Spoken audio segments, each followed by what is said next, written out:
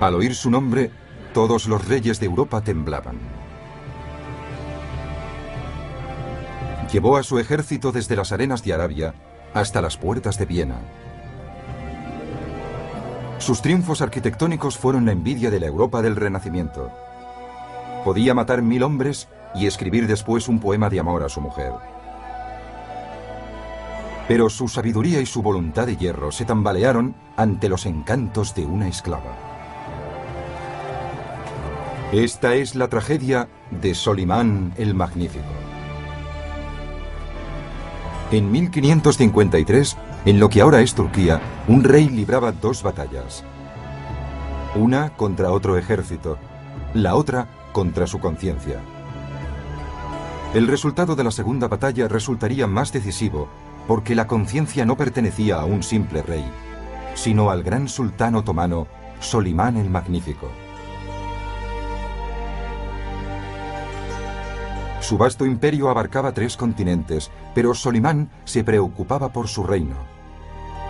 El problema no radicaba en el campo de batalla, sino en su propio hogar. El príncipe Mustafa era el más brillante de los hijos de Solimán y el favorito del ejército. Casi todos esperaban que él fuera el siguiente sultán a la muerte de su padre, lo mismo que el propio Mustafa.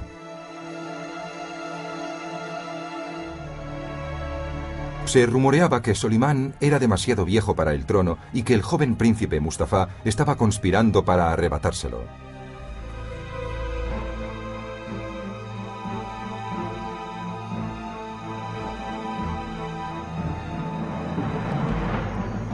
Solimán pidió a su hijo que se reuniera con él.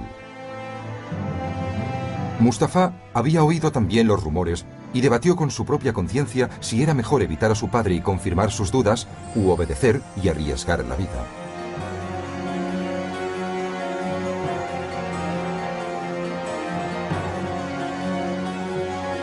El ejército esperó el resultado de la reunión.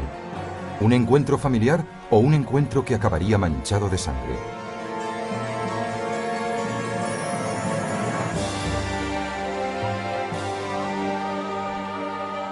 Treinta años antes fue Europa la que contuvo el aliento con la ascensión del nuevo sultán, Solimán. En 1520, Selim el Terrible murió y dejó un único heredero, un desconocido llamado Solimán.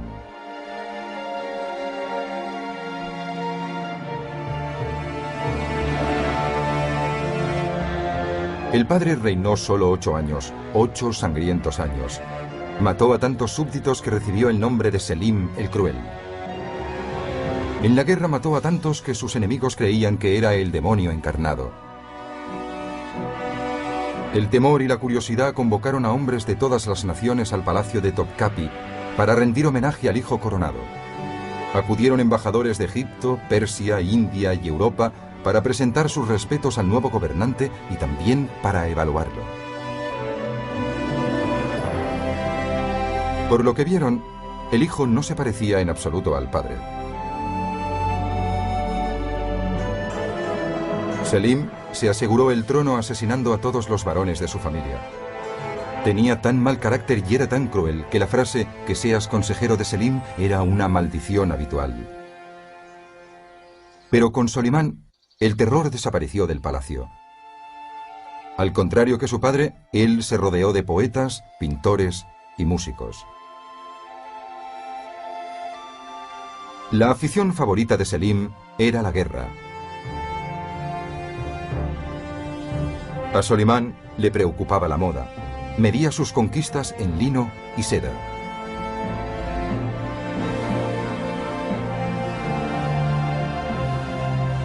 Selim profería amenazas coléricas contra sus enemigos al otro lado de las fronteras orientales y occidentales y las cumplía sin piedad.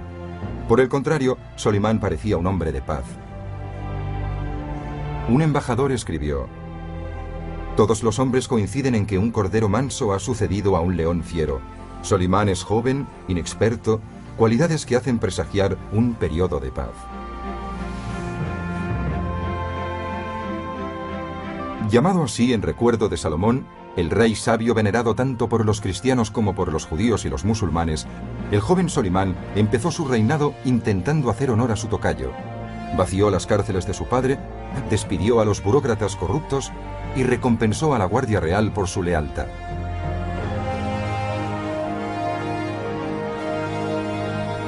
Parecía que con Solimán la vida iba a ser justa, pacífica y aburrida.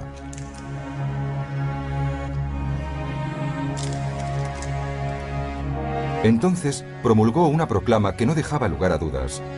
A cambio de esa indulgencia exigía lealtad. Con la creencia de que de todos los males los conocidos son los menores, exigió a todos y cada uno de los súbditos de sus vastas y remotas tierras que le declararan fidelidad. Los que tardaron en contestar fueron declarados enemigos suyos. Mi precepto supremo, decretó Solimán, tan ineludible como el destino, es que ricos y pobres, ciudades y pueblos, súbditos y tributarios deben apresurarse a obedecer. Quienes se demoren sufrirán la pena máxima. La proclama obtuvo el efecto deseado.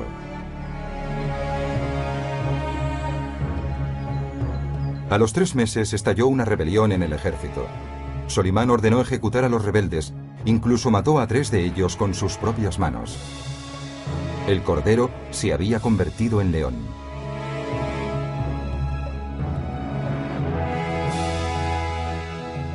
Poco después, el gobernador de Siria se rebeló contra el imperio. Solimán mandó decapitar a los cabecillas y quiso recibir prueba de ello personalmente.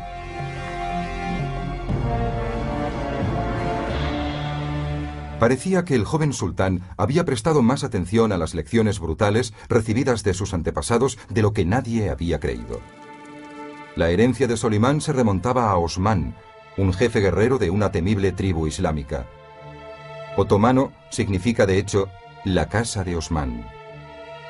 Los otomanos, que surgieron en Turquía hacia el año 1300, se lanzaron sobre una de las reliquias de Roma: el Imperio Bizantino. Constantinopla, la capital bizantina, se convirtió en el último bastión de la cristiandad en Oriente. En 1453 los otomanos la atacaron. Tras un largo y duro asedio, la ciudad capituló. Constantinopla se convirtió en la nueva capital del Imperio Otomano, Estambul. La gran basílica cristiana de Santa Sofía se transformó en una mezquita. Los soldados de Alá se habían apostado a las puertas de Europa. Y ahí se quedaron. Durante 100 años, el reino de Hungría bloqueó su camino a nuevas conquistas. El padre de Solimán se apoderó de Egipto, Siria y parte de Arabia. Pero en Europa no consiguió superar los Balcanes. Ahora le tocaba intentarlo a Solimán. Europa, por su parte, estaba en ebullición. Se había descubierto un nuevo mundo al otro lado del Atlántico y el viejo mundo se enriquecía con ello. A cambio, los conquistadores llevaban la cristiandad con la cruz si era posible, con la espada si era necesario. Europa no era tolerante con los paganos, como el mismo Solimán descubriría.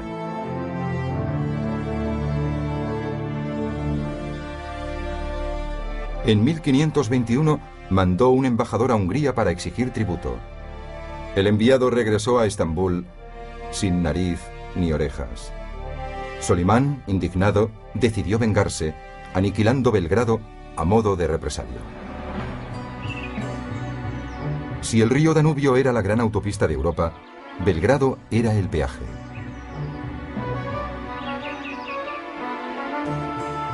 Belgrado había resistido uno tras otro a todos los ejércitos islámicos, pero Solimán había aprendido de sus antecesores y de sus enemigos. Llevó más cañones de los que nadie había visto nunca en un campo de batalla.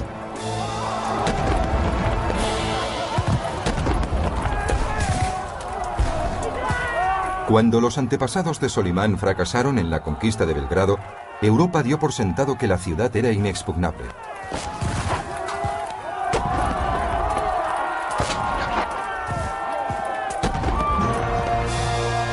Pero en solo 26 días, la bandera otomana ondeaba sobre las almenas de la ciudad.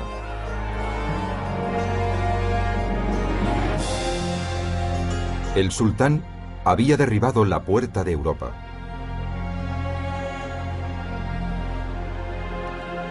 Solimán, que había matado hombres con sus propias manos, no retrocedía ante los horrores de la guerra, como demuestra su diario. El foso estaba lleno de cadáveres. Habían muerto 500 o 600 hombres. Un centenar de cabezas de soldados que no habían podido escapar estaban clavadas en picas a lo largo de la carretera.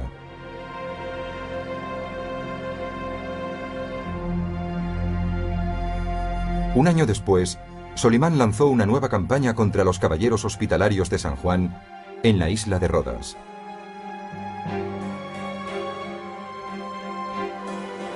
Desde su fortaleza, estos nostálgicos de las cruzadas atacaban las naves otomanas. Aunque vestían como sacerdotes, luchaban con la espada. Su misión era sagrada: eliminar el Islam de la faz de la tierra. Todo el Islam aclamaría a Solimán si tenía éxito y lograba eliminar esta espina. Solimán desembarcó 100.000 hombres y más de 100 cañones en Rodas y se dirigió con su ejército hasta las murallas mismas de la ciudadela. Medio siglo antes, Mehmed el Conquistador no había logrado hacerse con Rodas. Solimán podría triunfar donde Mehmed había fracasado, pero sabía que el precio sería alto.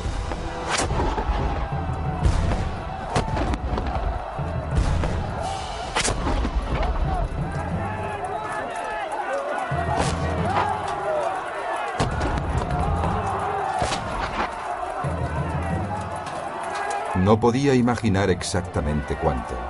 50.000 otomanos, la mitad de su fuerza, cayeron en el transcurso de un sitio que se alargó 6 meses.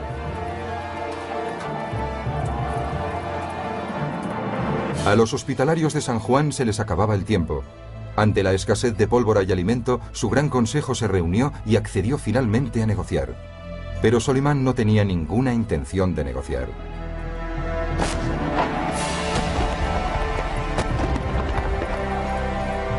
¿Rendición incondicional? ¿O no perdonaría la vida ni siquiera a los gatos?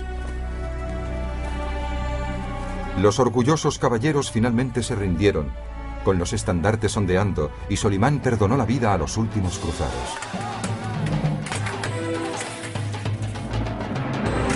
Mientras las tropas de élite de Solimán, los genízaros, lo celebraban con su danza del sable, el joven sultán saboreaba sus triunfos.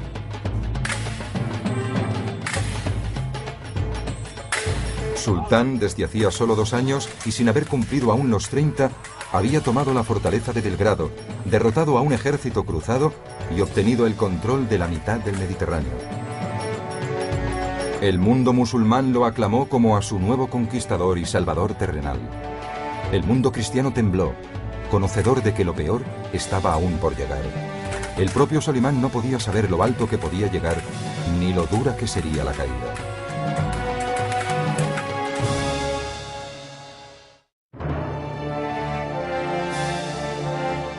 El sultán Solimán demostró ser ambicioso y despiadado, incluso vanidoso, pero no era tan orgulloso como para no escuchar consejos.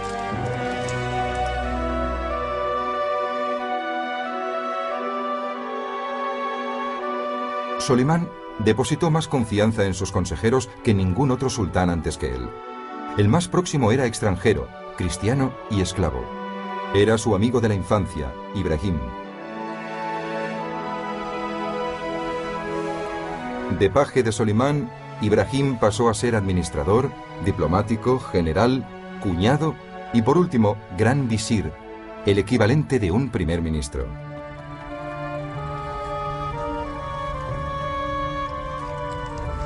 En 1524 estalló una rebelión en el lejano Egipto. El jefe rebelde era el gobernador, decepcionado porque Solimán no lo había nombrado gran visir. El gobernador se nombró a sí mismo sultán de Egipto, pero los genízaros de El Cairo se mantuvieron leales a Solimán. Pronto estalló una revuelta contra los propios rebeldes y el gobernador murió asesinado. Solimán envió a Ibrahim a El Cairo a restablecer el orden. Llegó al mando de un impresionante ejército. La ciudad no opuso resistencia y recibió a Ibrahim como a un liberador.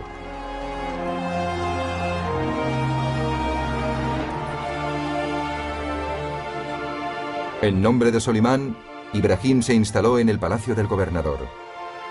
Promulgó leyes que significaron la paz, redujo los impuestos, liberó prisioneros y, para no correr riesgos, ejecutó a los cabecillas de la rebelión. De vuelta a Estambul, Solimán ensalzó los triunfos y la lealtad de su querido Ibrahim. Colmó de alabanzas e incluso dio más poder a su gran visir. Después del sultán, Ibrahim era el hombre más importante del imperio. Solo había una persona más próxima a Solimán.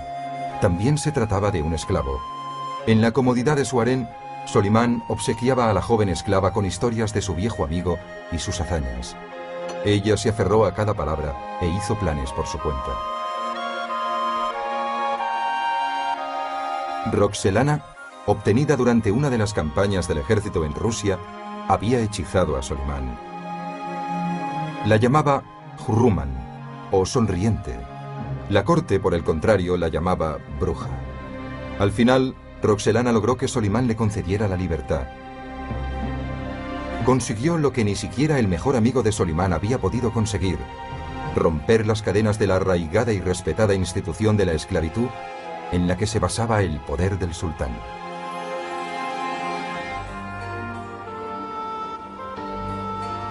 Según Maquiavelo, que vivió a 2 imperios de distancia, el Imperio Otomano estaba gobernado por un hombre. Todos los demás eran siervos suyos.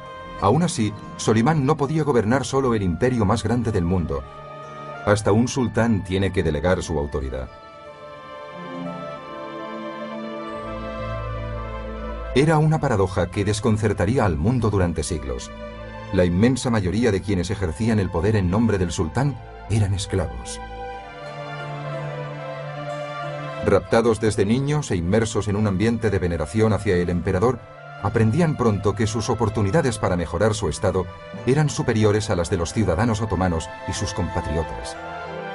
Los que eran luchadores formaban la columna vertebral del ejército de mayor prestigio de Europa y la mejor arma del imperio, los legendarios genízaros. El sultán recaudaba un impuesto en todos los hogares cristianos situados dentro de las fronteras del imperio. El pago, uno de sus hijos. Los muchachos cristianos llevados a Topkapi como propiedad personal del sultán aprendían a ser soldados de Alá. Mientras los nobles, con condiciones para ello o no, dirigían los ejércitos europeos, los genízaros lograban los ascensos según sus méritos. Un esclavo podía llegar a ser general, una graduación que en su país de origen solo podía soñarla. El resultado de este sistema era la fuerza armada más fuerte y más leal del mundo. Sentían tal devoción por el sultán que, según se decía, podía conducir a 10.000 hombres con un hilo. Y el hilo que Solimán tenía en la mano parecía muy atrayente.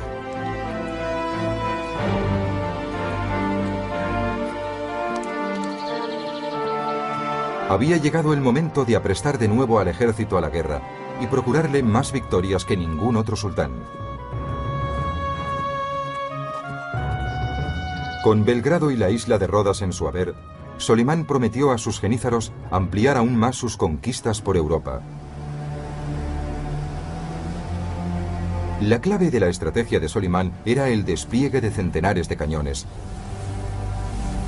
El cobre y el estaño se fundían para producir un bronce lo bastante fuerte como para resistir el estallido de la pólvora.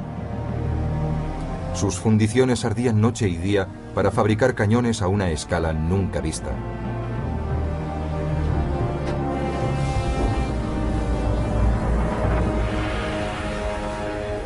Y Solimán tenía intención de dirigirlos contra hombres, no contra murallas. Su táctica no era nueva, pero nadie había usado nunca la artillería contra la infantería para obtener la victoria.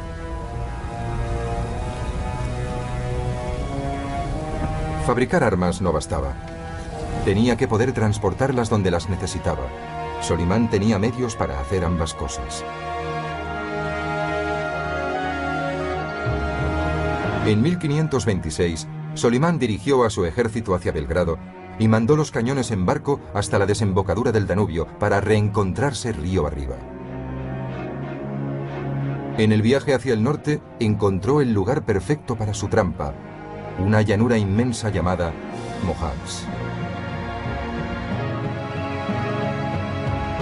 En el bosque que la rodeaba, Solimán escondió las armas y el grueso del ejército. Luego, apareció con un puñado de soldados de infantería con la esperanza de que el joven e impetuoso rey de Hungría mordiera el anzuelo. Y lo hizo. Ante el avance otomano, cerca de 40.000 húngaros atacaron como sombras en la noche.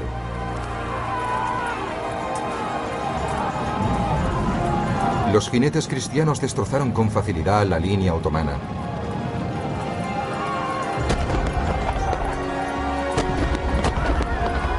Cuando los otomanos se retiraron, los cristianos que olían la victoria los persiguieron.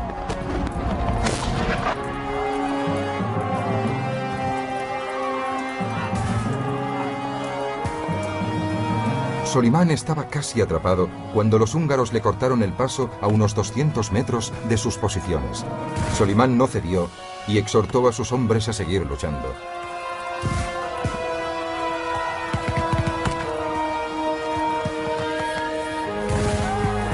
El fuego cruzado de 300 cañones, a derecha e izquierda, alcanzó a los húngaros y los despedazó.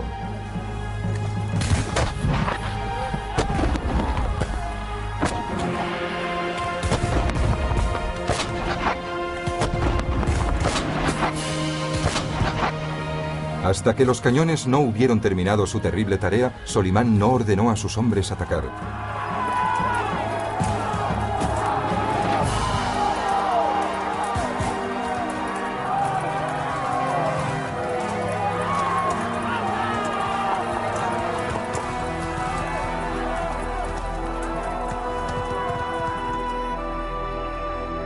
En 2 horas, la batalla había terminado. Los historiadores islámicos escribirían sobre la victoria: ningún sultán ha obtenido un triunfo parecido. 2000 cabezas se amontonaban fuera de la tienda de Solimán. Más de 30.000 húngaros yacían muertos.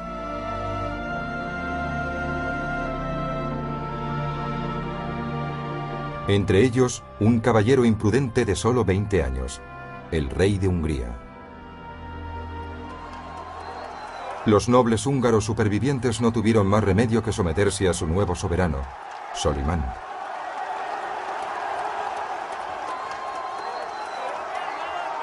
Lo impensable había sucedido. Una nación europea había sucumbido al avance del Islam.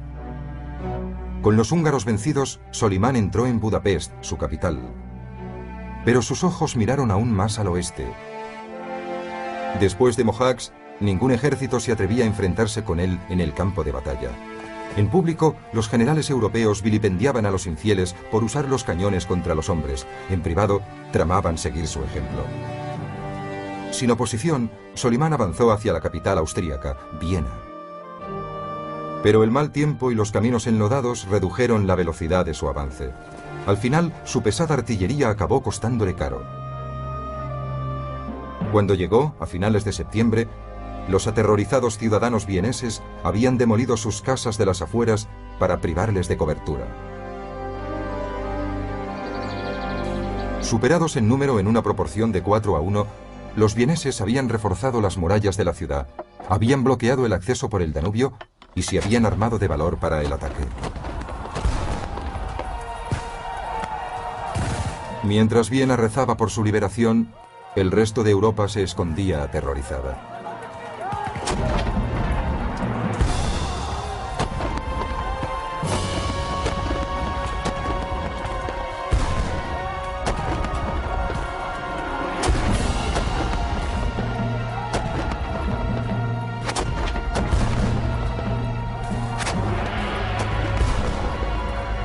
Durante 17 días el asedio continuó. Los genízaros atacaban una y otra vez las murallas. Una y otra vez los cañones cristianos los repelían.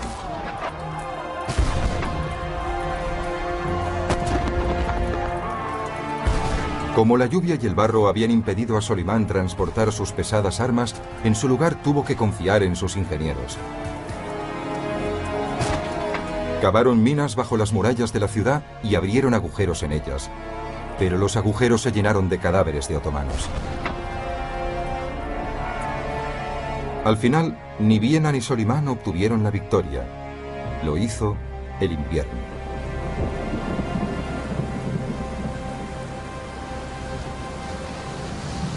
Solimán regresó a casa con su ejército aterido y empapado, abandonando Viena de momento. Hungría era suya.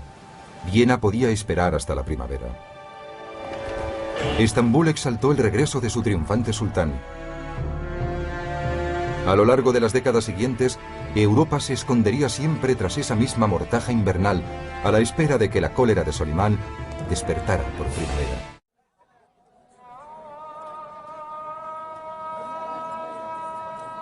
Tras cada conquista, Solimán ordenaba que una iglesia se convirtiera en una mezquita. En ella daba gracias a Alá por sus victorias.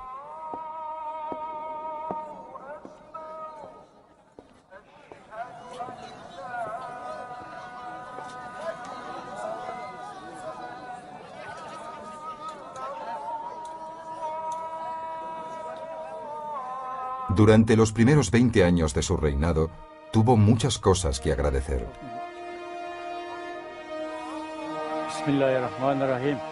En la década de 1540, Solimán reunió tantos títulos como reinos poseía. Era sultán por la gracia de Dios, rey de reyes, rey todopoderoso de Persia, rey de Arabia, rey de Siria y de Egipto, príncipe de la Meca, señor de Jerusalén y soberano del mar universal.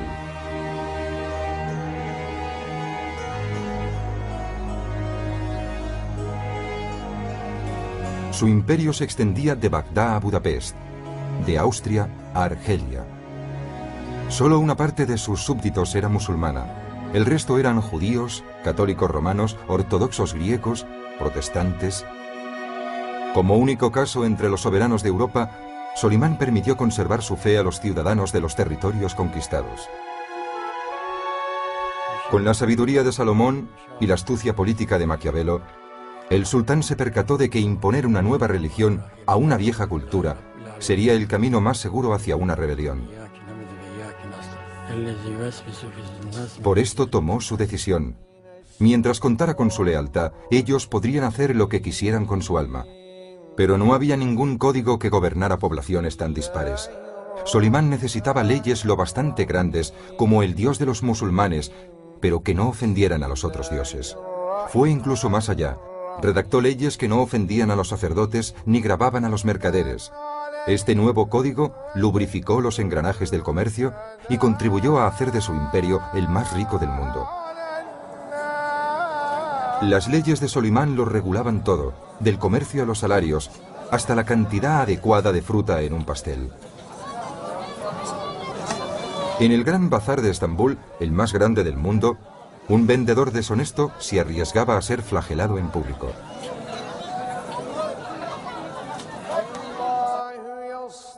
Solimán sabía que al otro lado de Europa los cristianos se quemaban unos a otros en la hoguera por adorar al mismo Dios de distinto modo. La ironía no se le escapaba. Estaba decidido a que sus súbditos, tanto si eran musulmanes como cristianos o judíos, fueran tratados de la misma forma. No resulta extraño, pues, que los historiadores turcos no lo recuerden como Solimán el Magnífico, sino como Solimán el Legislador. Como muchos sultanes antes que él, Solimán empuñaba la pluma además de la espada. Pero si su talento era legislar, su pasión era la poesía. Demostró ser un generoso mecenas literario y durante su reinado la poesía otomana alcanzó su apogeo. El mismo Solimán escribió más poemas que ningún otro sultán, decenas de ellos dedicados a su esposa. Roxelana, que ya se había ganado su corazón, iba a gobernar también su mente. Pronto aprendió que la vida en Topkapi se regía según los caprichos de Solimán. Otras esposas habían llegado y se habían ido. La devoción de Solimán por ella jamás había flaqueado, pero no estaba dispuesta a correr ningún riesgo.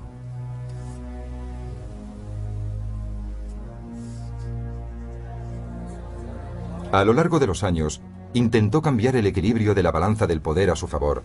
Después de haber pasado de esclava a esposa real, Roxelana se había convertido en el consejero de más confianza de Solimán.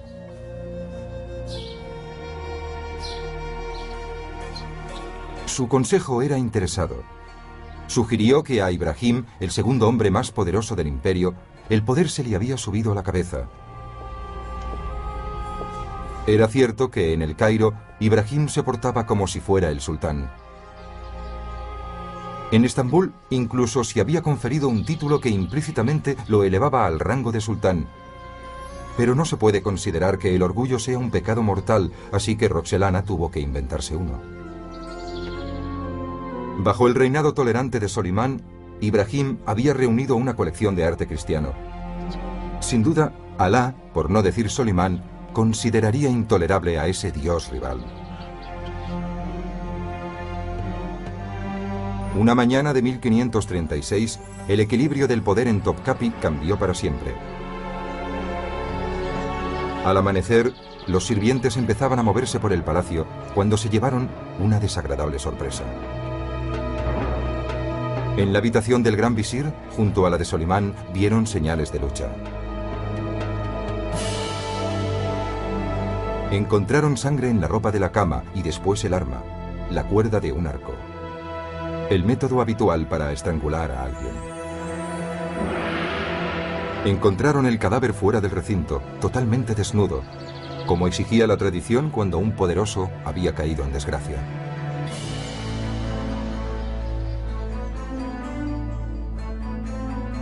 Solimán gobernaba entonces la mitad del mundo civilizado, mientras la otra mitad intentaba no enemistarse con él. Al palacio de Topkapi llegaban embajadores de todo el mundo con presentes, desesperados por superarse entre sí, con la esperanza absurda de que el tributo evitara la conquista.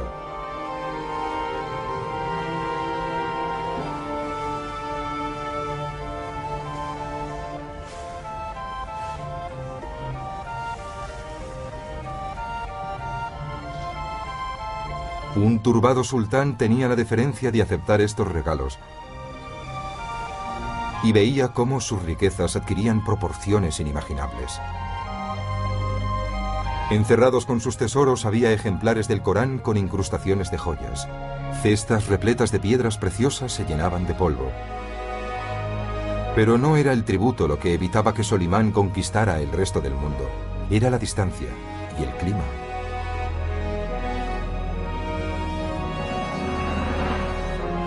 En la década de 1540 había desplazado las fronteras de su imperio hasta el centro de Europa, el norte de África y Persia. Poseía prácticamente todo el Mediterráneo, pero no podía avanzar más. Sus soldados solo podían combatir cuando el tiempo lo permitía. Como se negaba a que su ejército pasara el invierno tan lejos de su capital, Solimán regresaba cada otoño a Estambul. Solo podía conquistar las tierras que podía cruzar antes de la caída de las hojas, y nada más. No había sido fácil definir la frontera con Europa entre Budapest y Viena. Incapaz de expandir su imperio, Solimán lo enriqueció a una escala jamás vista. Tomó a un ingeniero prometedor de entre las filas de los genízaros y lo nombró arquitecto de la corte. Como Miguel Ángel, que trabajaba en esa época en Roma para el Papa Pablo III, Sinan fue uno de esos hombres de talento protegidos por el destino, que le proporcionó un mecenas rico, y no había ninguno más rico que Solimán. Como Solimán, Sinan había dedicado la primera mitad de su vida al ejército. Como Solimán, dedicaría la segunda mitad a la arquitectura. Y construyó por todas partes. Durante 50 años construyó sin cesar, continuando su obra durante el reinado de Solimán, el de su sucesor y el del sucesor de este. Sinan trabajó hasta su muerte, a la edad de 99 años. Casi 500 proyectos llevarían su nombre, dejando un recuerdo que ningún otro arquitecto de la historia pudo igualar. Recuperó ciudades que el padre de Solimán había destruido. Construyó carreteras y puentes, fuentes y estadios, albergues y mausoleos. En la Meca, una de las capitales de las tres grandes religiones del imperio de Solimán, Sinan erigió edificios para albergar a cientos de miles de peregrinos. En Jerusalén reconstruyó las murallas de la ciudad y restauró la cúpula de la roca, el templo erigido sobre el lugar donde, según se dice, Mahoma ascendió a los cielos. Fuera de Estambul, Sinan construyó un acueducto tan espléndido como cualquiera de los que construyeron los romanos.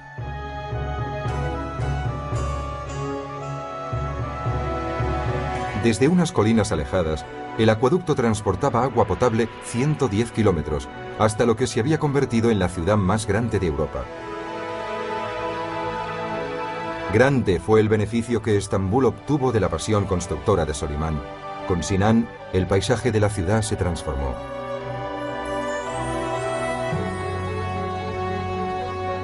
Diseñó una deslumbrante mezquita en honor del nuevo gran visir de Solimán, Rustem Pasha.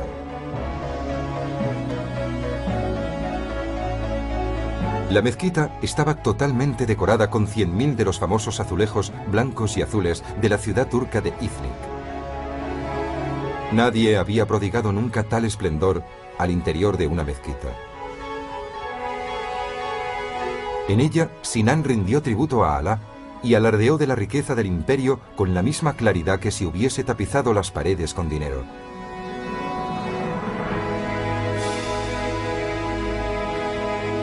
Después dibujó los planos de otra nueva mezquita, esta vez dedicada a Solimán. Este edificio iba a ser como la coronación de tan beneficiosa asociación. Las obras se iniciaron en 1550, 4 años después de que Miguel Ángel empezara la cúpula de San Pedro. Sinan trabajaba sin presupuesto. Para Solimán, el dinero no era ningún problema. El proyecto fue la obra de un genio. El techo estaba formado por 4 cúpulas, que soportaban juntas una quinta cúpula central a 45 metros de altura. Sinan quería demostrar que los arquitectos otomanos podían igualar cualquier cosa que los europeos construyeran, y lo logró. El mecenazgo de Solimán proporcionó al arquitecto imperial mano de obra y recursos ilimitados. Tardó solo 7 años en trasladar su obra maestra del papel a la piedra. Miguel Ángel trabajaría 7 años más en San Pedro.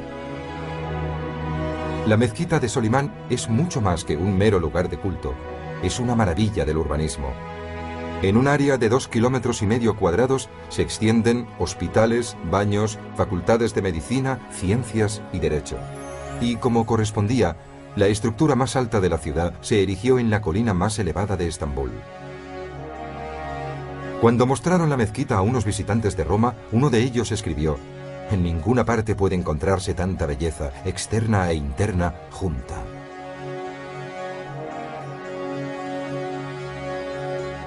Para decorar la bóveda, Solimán eligió su pasaje favorito del Corán. Dios es la luz del cielo y de la tierra. Es luz sobre luz.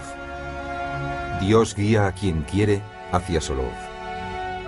Pero la luz divina ya había empezado a atenuarse para Solimán el Magnífico. Los últimos años del sultán justo y piadoso iban a parecerse más a un pasaje del Viejo Testamento. Quien ha desordenado su propia casa, hereda viento.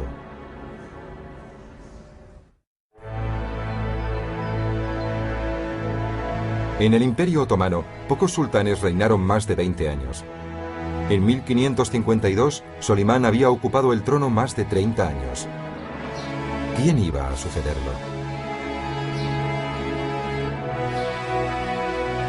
Sus hijos estaban impacientes y nerviosos. Según la tradición, cuando el sultán fallecía, su descendencia luchaba por el trono hasta que había un vencedor.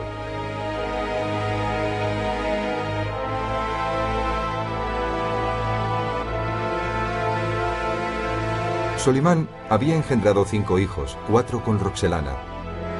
Decidida a que uno de los suyos fuera el siguiente sultán, lanzó una campaña de rumores. No era solo el poder lo que estaba en juego. Si fracasaba, ella y sus hijos podían perder la vida.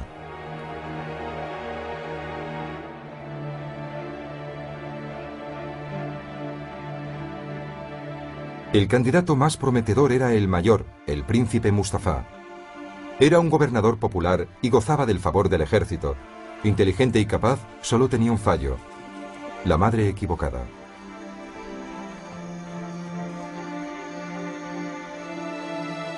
Roxelana sabía que Mustafa quería el trono, pero tergiversó los hechos ante Solimán y hábilmente convirtió su ambición en traición.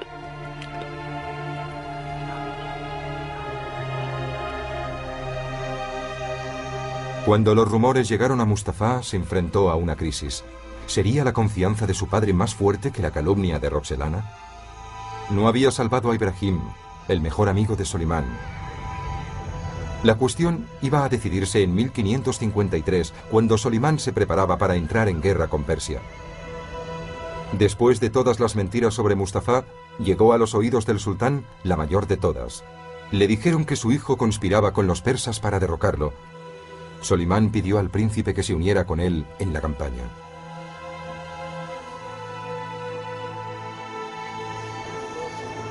Mustafa tomó una decisión. No ir era declararse culpable. Iba a demostrar su lealtad con la obediencia.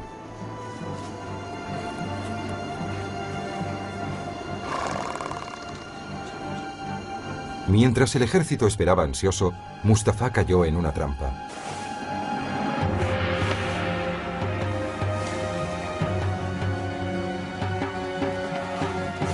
Mustafa libró batalla y los asesinos titubearon.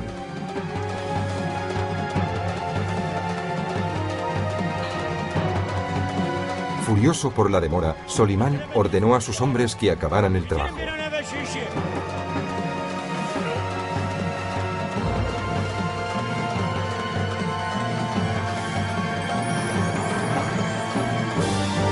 Solimán mostró el cadáver de su querido hijo al consternado ejército y advirtió a sus soldados que el mismo destino esperaba a cualquiera que cometiera la insensatez de desafiarlo. A cualquiera. El ejército lloró la pérdida de Mustafa, a quien llamaban el hijo cuya inteligencia habría aumentado la gloria de la casa imperial.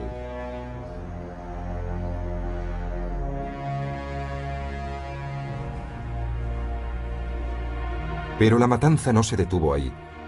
Los asesinos acabaron también con la vida del hijo pequeño de Mustafa.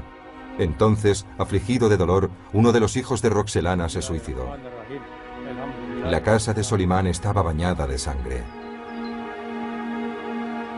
El ocaso de la sabiduría de Solimán impulsó a un poeta a preguntar al emperador: ¿es esto ternura? ¿Matar a alguien tan querido por vos como Mustafa? Lo matasteis engañado por una mentira. ¿Dónde está la verdad en todo esto? Derramasteis su sangre. ¿Es esta la justicia de un califa? ¿Qué ha sido de Mustafa? ¿Por qué lo matasteis, mi sultán? Solimán, perdida la batalla con su conciencia, dejó el escenario al poeta que vivía en su interior.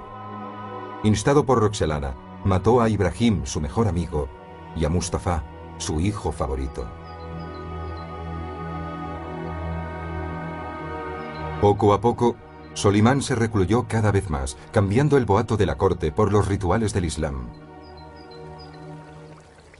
Como dictaba su religión, cada día se lavaba antes de sus oraciones diarias, pero las abluciones rituales no podían purgarle la culpa.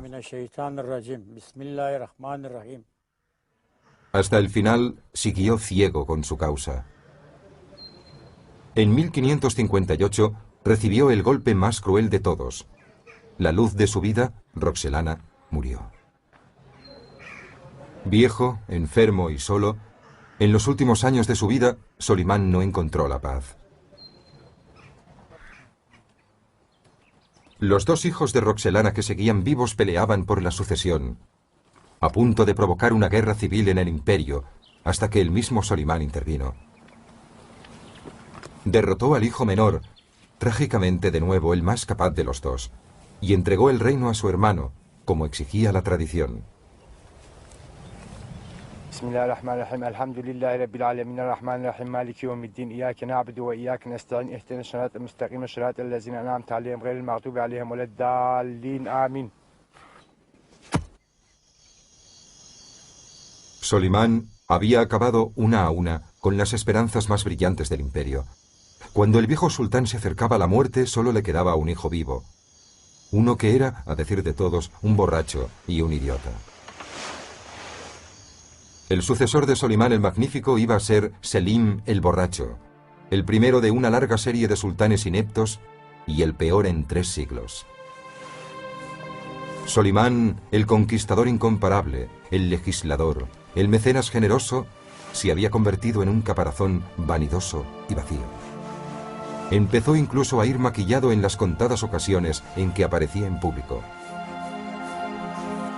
Su pueblo todavía lo recordaba por sus extraordinarias campañas de conquista, pero llevaba más de una década sin ver el campo de batalla cuando le fue impuesta una 13ª campaña. Durante 40 años, el gobierno de su gran conquista europea, Hungría, estaba en manos de un títere elegido por él mismo. Pero en 1564 los austríacos instalaron en el trono a un nuevo rey y enviaron a Solimán una advertencia. Iban a recuperar Hungría. Como represalia, los genízaros sitiaron la ciudad de Sejitbar. Solimán, con 72 años de edad, decidió mandarlos en persona. Aquejado de gota, montó con gran dolor sobre su caballo para ponerse al frente de sus genízaros.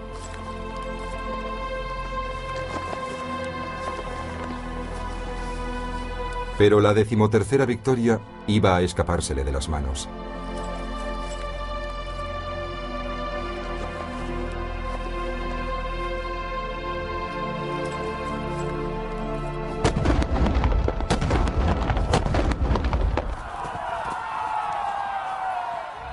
Durante la encarnizada batalla, Solimán cayó mortalmente enfermo. Falleció 2 días antes de que su ejército tomara la fortaleza.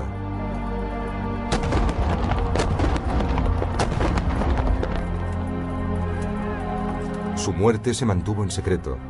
Durante 43 días, sus consejeros falsificaron su firma y emitieron órdenes mientras esperaban la llegada de Selim.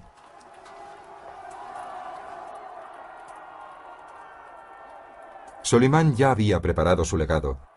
En Estambul había encargado a los mejores pintores del imperio que dejaran constancia de los hitos de su reinado. El resultado fue uno de los ejemplos más magníficos de arte islámico. En su conjunto, el cuadro detallaba los grandes acontecimientos de una vida memorable y paradójica. Durante 50 años gobernó el imperio más grande de la época, pero permitió que una joven del harén gobernara su corazón. Se mantuvo firme frente a los mejores ejércitos que se le enfrentaron, pero mandó a unos asesinos acabar con su mejor amigo y su hijo. Impuso respeto a los reyes cristianos y suscitó el desprecio de sus propios poetas islámicos. Convirtió el palacio de Topkapi en una de las cortes más ricas del mundo y dilapidó los frutos de su legado. Reconoció y cultivó el talento artístico como ningún otro sultán antes o después que él, pero no supo reconocer la traición en su propia casa. El corazón de Solimán fue enterrado en Hungría, en Mohacs, el escenario de su mayor victoria. Su cuerpo recibió sepultura en la gran mezquita que lleva su nombre. Su legado permanece tan grande y trágico como su vida. Sus huellas artísticas y legislativas todavía perduran en el mundo. Nadie se elevó tan alto como Solimán el Magnífico.